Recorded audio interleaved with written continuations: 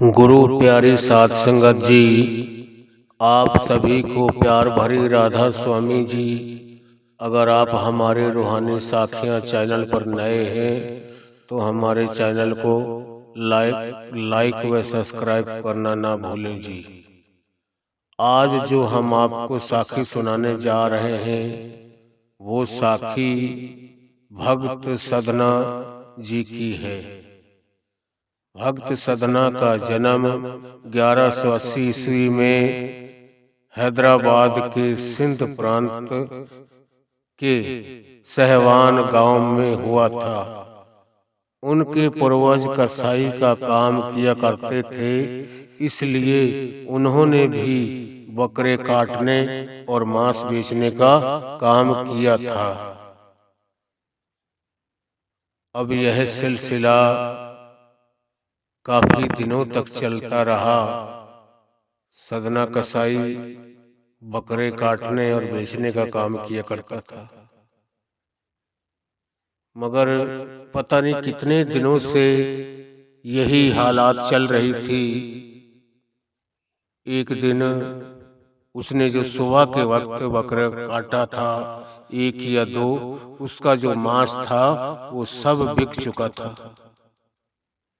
शाम का वक्त था, उसको अपने दुकानदारी को बंद करके अपने घर जा रहा था। उसके पास एक बकरा बंधा हुआ था जो कम से कम 40-50 किलो का था वजन में। तो शाम के वक्त वो जब अपनी दुकान को बढ़ाकर जाने वाला था, उस वक्त वहां का जो राजा था हैदराबाद का, उसने अपने एक एहलकार को भेजा कि जा भाई उस सदना कसाई के पास जा और उससे 2 किलो मांस लेके आ। जब वो जाने के लिए तैयार था सदना, और इतने में ही वो राजा का एहलकार आ गया, राजा का सिपाही आ गया और बोला मेरे को राजा ने भेजा है। उसने कहा है कि सदना से कह देना राजा ने 2 किलो मांस मंगवाया है बकरे का।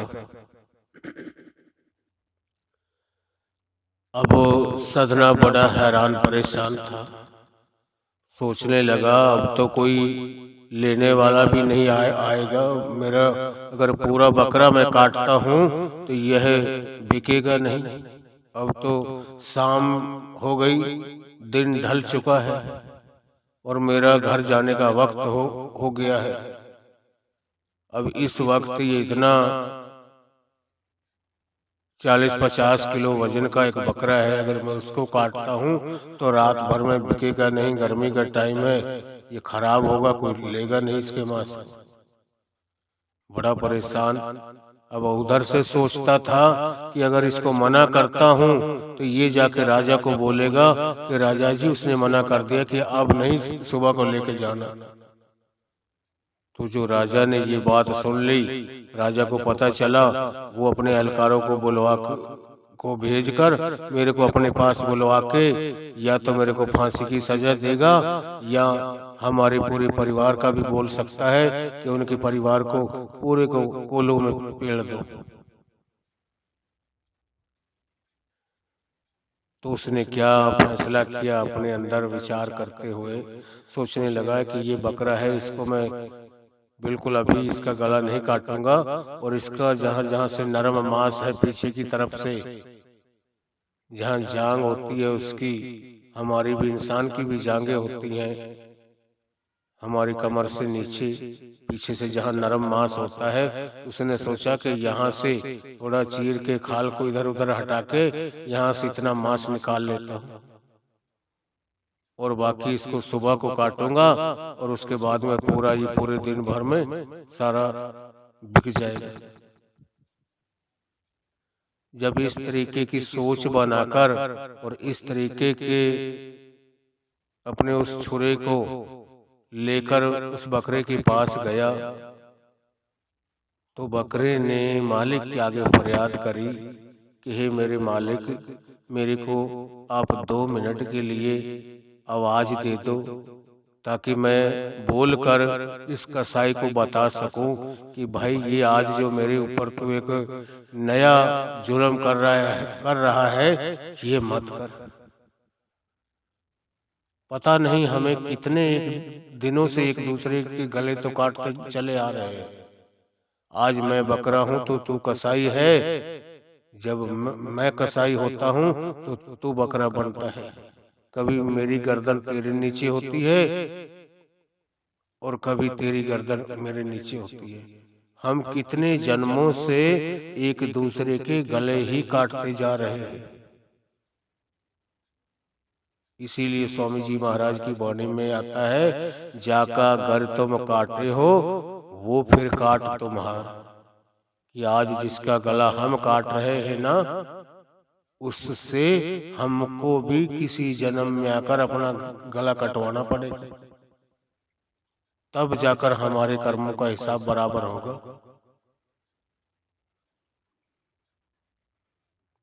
तो जब उसने मालिक के आगे सच्चे दिल से सच्ची पुकार की, मालिक ने उसको बोलने की शक्ति वो प्रदान कर दी।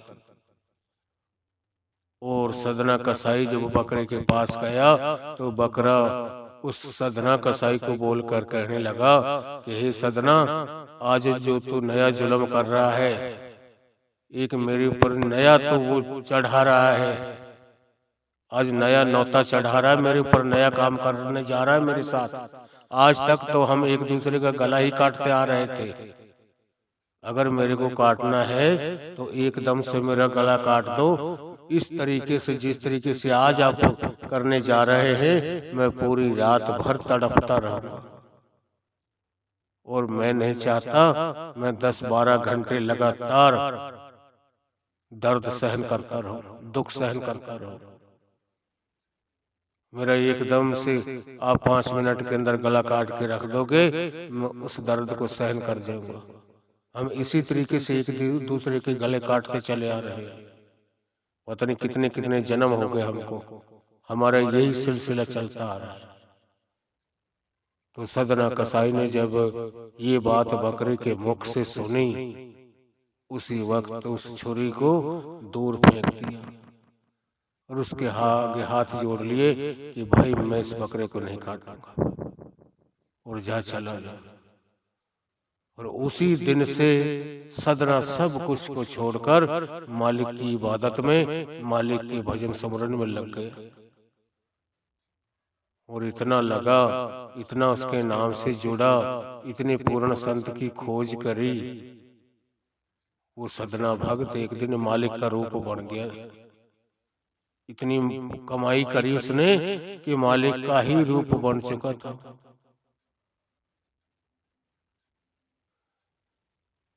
मगर जिस वक्त हमें जिस चीज के बारे में पता चल जाए या ज्ञान हो जाए उस चीज के बारे में, उसके बाद हम वो करते हैं तो उसकी डबल सजा मिलती है, 2 गुना सजा उसको फालतू दी जाती है।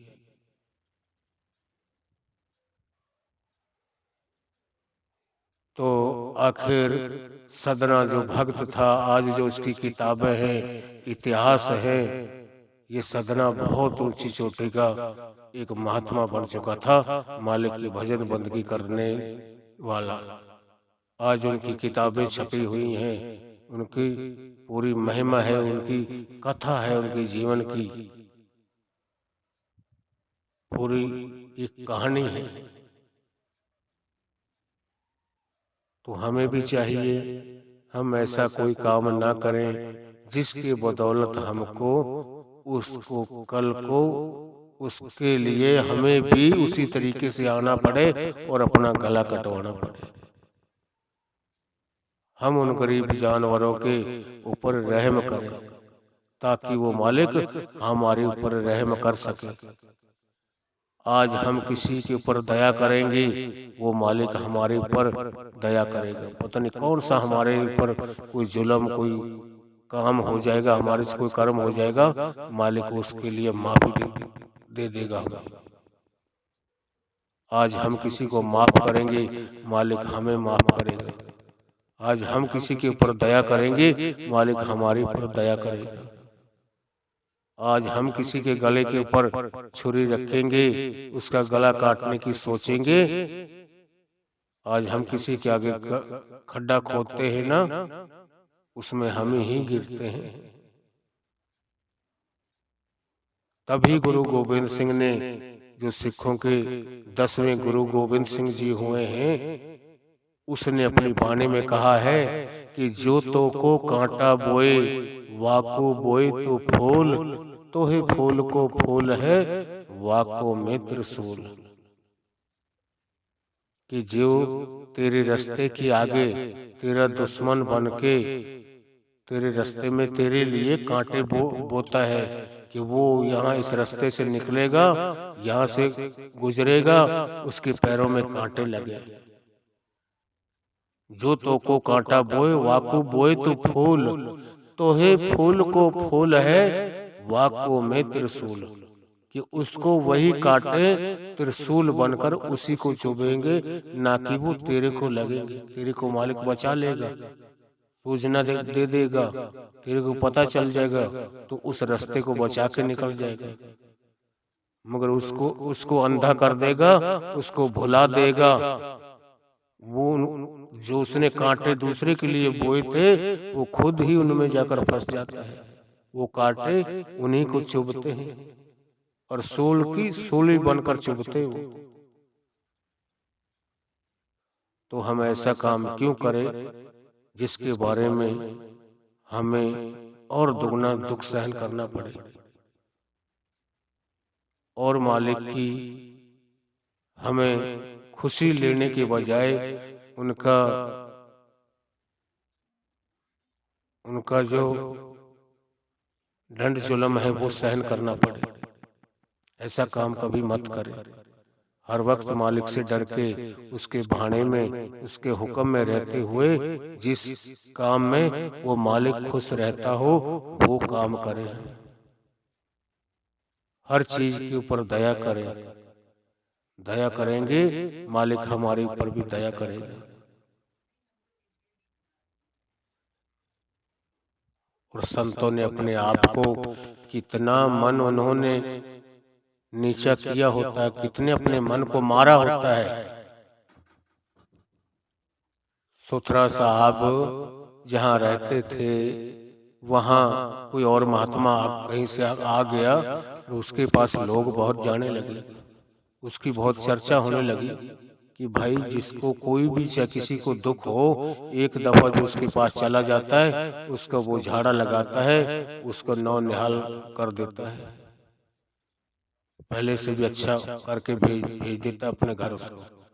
किसी को कोई भी हारी बीमारी, कोई भी दुख दर्द हो, बहुत पहुंचा हुआ है।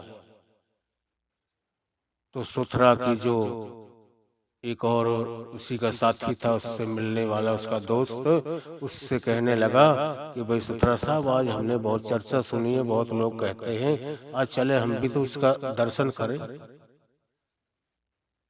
और सुथरा साहब तो बहुत पहुंचे हुए थे, गुरु नानक साहब के शिष्य थे वो।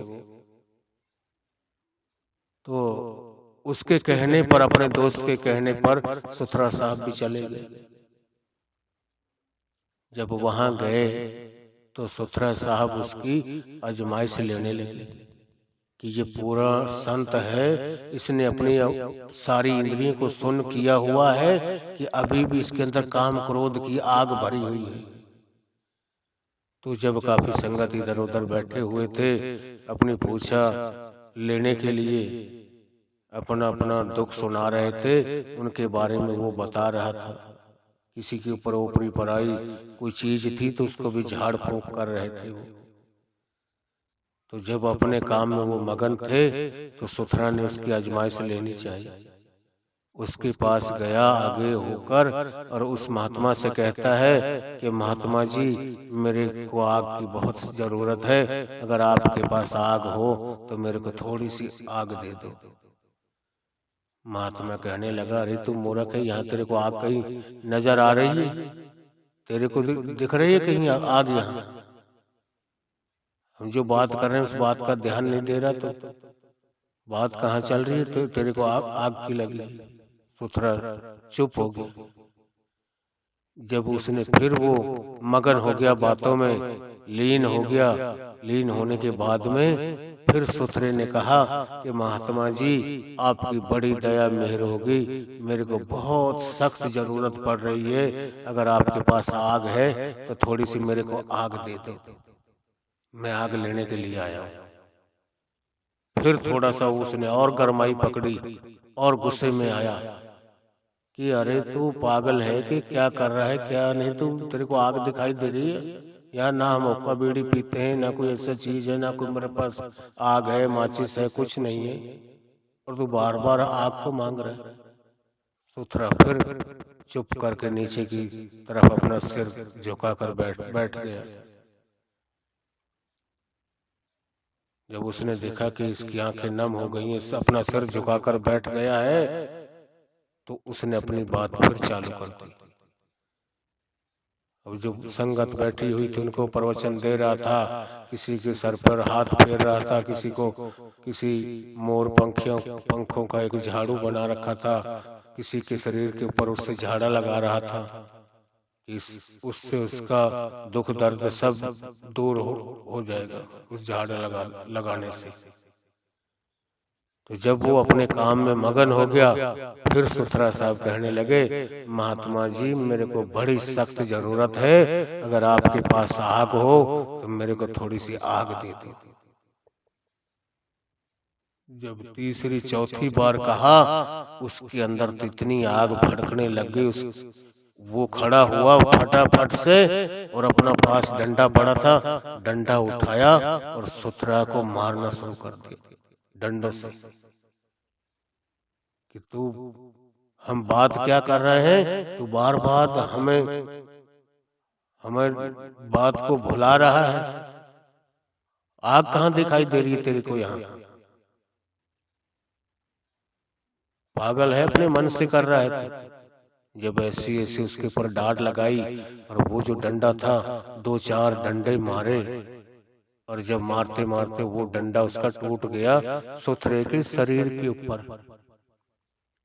जब वो डंडा टूट गया, उस वक्त सुथरा उससे हाथ जोड़ के कहने लगे, अरे महात्मा जी, आप तो कहते थे मेरे पास आग नहीं है, आपके पास तो इतनी आग है, अभी थोड़ी देर में लपटें निकलना शुरू हो गई हैं, आपके पास में खड़ा नहीं हुआ जा रहा मेरे से, इतनी आग है, इतनी तपिश है तेरे अंदर। तो जब उसने, सुथरा साहब ने ये बहुत गहरी बात कही, उसको अपनी गलती का एहसास हुआ। वो महात्मा उसी वक्त सुथरा साहब के चरणों पे गिर पड़ा, उनके चरणों को, उनके पैरों को पकड़कर माफी मांगने लगा, हाथ जोड़कर कि महात्मा जी, अगर कोई आग शांत कर रखी, अंदर की आग शांत कर रखी है तो वो आप ही हैं, हम तो ऊपर से दिखावा है, और जब तक हम दिखावा करते रहेंगे हमारा कुछ बनने बनाने वाला नहीं है। इसीलिए गुरु नानक साहब ने अपनी वाणी में कहा है, अंतर मैल जे तीर्थ नहावे, तिस बैकुंठ न जाना, लोकपति ने कछु न होवे, ना ही राम आयाना। कि अगर हमारे अंदर में मैल है, हम ऐबों से पापों से भरे हुए हैं, और हम बाहर के तीर्थों पे जा रहे हैं कि वहां के स्नान करके हमारे सारे पापों की मैल उतर जाएगी, हमारे सारे पाप धुल जाएंगे। इस तरीके नहीं धुलते। अंतर मैल जे तीर्थ नावे, अगर वो अंदर में मैल है ना, तो बाहर से इस तन को धोने से अंदर की मैल साफ नहीं होती, और बाहर के तीर्थों पर स्नान करने से कभी कोई स्वर्गों वैकुंठों में नहीं चला जाता वो तीर्थ करके, कि उसके जितने भी पाप थे सब कुछ खत्म हो गए। अंतर महल जे तीर्थ नहावे, तिस वैकुंठ न जाना, वो इंसान कभी स्वर्गों वैकुंठों में नहीं जा सकता। लोकपति ने कछु न होवे, ना ही राम आयाना। कि भाई मालिक समझा रहे हैं हमें, पूर्ण संत सतगुरु, कि भाई तू क्यों दिखावा करता फिर रहा है। तो दुनिया को मूर्ख बना सकता है, दुनिया को पागल बना सकता है, वो कुल मालिक तेरी बातों में, तेरी छलावों में आने वाला नहीं है। वो तेरे रग रग का वाकिफकार है कि तू कितने औंधे पानी में है, कितनी गहराई में है।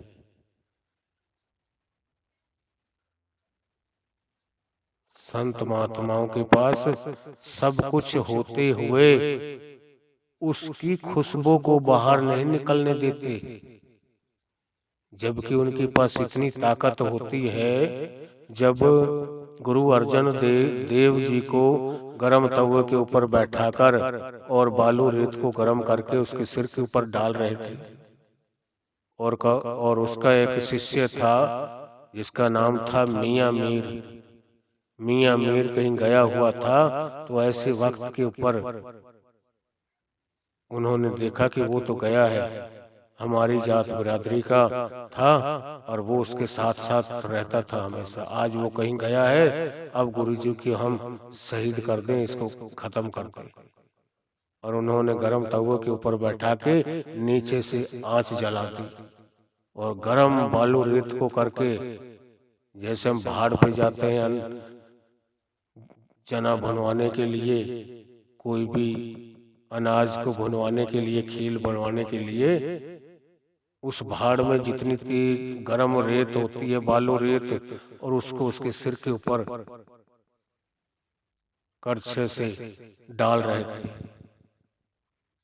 और ऐसे वक्त पर वो मियां मीर आ चुका था। जब उसने अपने गुरु की ये हालात देखी, वो सहन नहीं कर पाया और हाथ जोड़कर कहने लगा कि गुरुजी, अगर आप मेरे को हुक्म दे दो तो मैं दिल्ली और लाहौर को दोनों की ईंट ईंट की चूरा बना सकता हूँ, ईंट ईंट को भिड़ा कर मार दूंगा मैं, इतनी ताकत है मुझ में। तो उसका जो गुरु था, गुरु अर्जन देव जी, उसकी तरफ देख के हंस पड़े, कहने लगे कि बेटा, इतनी ताकत तेरे पास कहाँ से आई है। गुरु अर्जन देव जी ने बताया, उस मियां मीर ने बताया गुरु अर्जन देव जी को कि गुरु जी, एक दफा आपने एक गन्ना चौंक रहे थे, और जो आपकी ऊँटी झूठी छिलपन थी, वो मैंने आपके वहां से उठ जाने के बाद आपका जो जूठन था, आपने जो गन्ना चूसा था, उसकी जो जूठी छिलपन थी, वो मैंने चूसी है। उसी से मेरे अंदर इतनी ताकत, इतना मेरा 10वां द्वार खुल गया, इतनी ताकत भर चुकी है कि मैं ऐसे सोचता हूँ कि ये सारी धरती को अगर गुरु जी हुक्म दे दे तो मैं पलट सकता हूँ, इतनी ताकत है मेरे अंदर। तो गुरु जी कहने लगे, बेटा, तेने तो झूठी छिलपन ही चौंक लेने से इतनी ताकत है, अपने गुरु का कभी अंदाजा लगाया है? वो किस हस्ती की मालिक हैं? वो कुल मालिक होते हैं, और हमारे जैसा शरीर लेके, इंसानी स्वरूप लेके हमारे बीच में आते हैं। इसीलिए साईं बुल्ले शाह का गुरु था शाह इनायत। शाह इनायत से जब साईं बुल्ले शाह को नामदान मिला और उसने कमाई करी, और जो जब उसका अंदर का पर्दा खुला, अंदर की आंख खुली, वो उन खंडों ब्रह्मांडों पर चढ़ा, अपनी सूरत को चढ़ाकर, तो उसने उस सिंहासन पर भी शाह इनायत को देखा। वहां भी वही बैठे थे उस सिंहासन पर। तो जब उसकी सूरत नीचे आई, वो उठकर बैठा और कहने लगा, मौला आदमी बनाया, कि वो जो खुद खुदा है, वो मौला है, सबका राखनहार है, वो हमारे बीच में, हमारे जैसा शरीर लेके हमारे ही बीच में घूम रहा है। गुरु रविदास ने मीरा को, रानी इंदुमती को लेकर गए थे। तो रानी इंदुमती कहने लगी कि गुरुजी, आपने वहां क्यों नहीं बताया कि मैं ही परमात्मा हूं?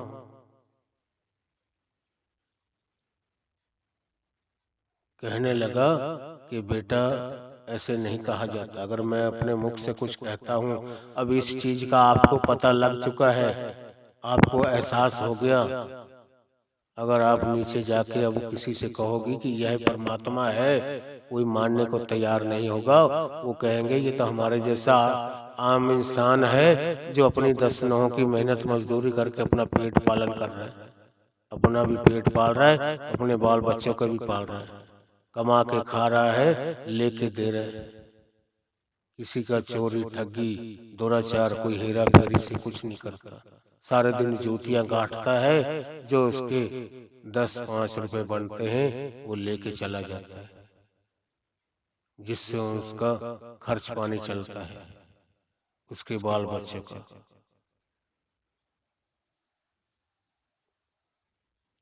तो पूर्ण संत ना किसी की कोई दान दक्षिणा लेते हैं। जो कोई लेता भी है ना, तो हमारी कमाई का में से कुछ मालिक के नाम पर लगवाते हैं। वो साध संगत की सेवा के लिए लगवाते हैं, ताकि जो हमारा कमाया हुआ पैसा वो व्यर्थ के कामों में ना लगे। हम साध की संगत की सेवा में लगाएंगे तो वो पैसा सफल हो जाएगा, पवित्र हो जाएगा। और नहीं तो वो इस तरीके का पैसा किसी को झूठ हेरा फेरी विश्वासघात करके उसका वो पैसा कमाया हुआ या तो थाने जेलों में चला जाएगा या डॉक्टरों के पास चला जाएगा, और हम दुख और भोगेंगे। हमारे पीछे पूरे घर परिवार वाले भी दुखी रहेंगे। एक तो हम दुख परेशानी उठाएंगे, दूसरा ऊपर से पैसे का खर्च बना रहेगा हमारा। इसीलिए संत सतगुरु हमारी जो हम माया कमाते हैं, 100-200 रुपया कमाते हैं, तो उसमें वो कहते हैं 100 में से 10वां हिस्सा, 100 में से 10 रुपए मालिक के नाम पे निकाल दिया करो कि भाई ये मैंने इतने 100 रुपए आज कमाए हैं, इनमें से मैं 10 रुपए मालिक के नाम पे दे रहा हूँ, साध संगत की सेवा में डाल रहा हूँ, उस दान पत्र में डाल रहा हूँ। जब ऐसा हम करेंगे तो हमारी जो वो पैसा कमाया हुआ वो व्यर्थ के कामों में, फिजूल के कामों में कभी खर्च नहीं होगा। कभी उससे उस पैसे से कमाए हुए पैसों से हमारे अंदर कभी गलत विचार, गलत उत्पत्ति नहीं होगी किसी भी चीज की। हम अच्छी तरफ जाएंगे, साध संगत की सेवा में लगाएंगे, साधुओं का, संतों का उनके ऊपर दया मेहर होगी, वो उसको आशीर्वाद देंगे, जिससे वो उभरता चला जाएगा, दिन दुगना रात चौगुना बढ़ता चला जाएगा। तो हमें भी चाहिए कि उस मालिक के हुक्म में रहें, भाने में रहें, और जो कुछ उसने दिया है उसी में उस मालिक का शुक्र शुक्र शुक्र शुक्र करते रहे कि मालिक जितना मेरी किस्मत में नहीं था उससे भी बहुत ज्यादा आपने मेरे को दिया है।